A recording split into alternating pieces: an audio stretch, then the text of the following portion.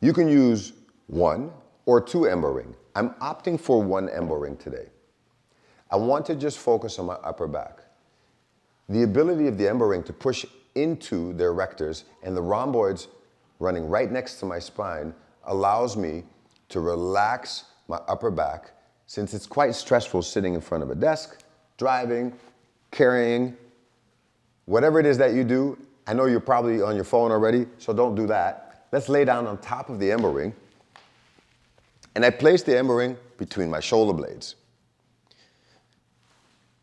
You can opt to keep your feet flat on the floor, lengthen out both legs, or assume a butterfly position. I like the butterfly position because it doesn't require me to balance out my legs, and it takes the pressure off my lower back.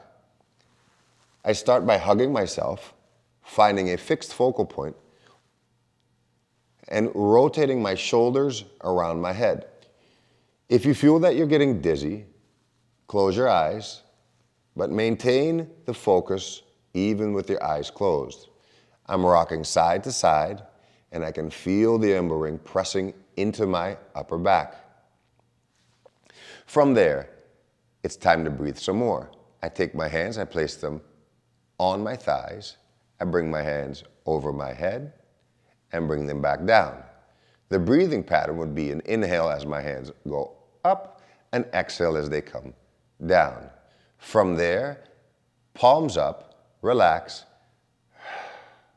sink into the Ember ring, and allow a minute to pass.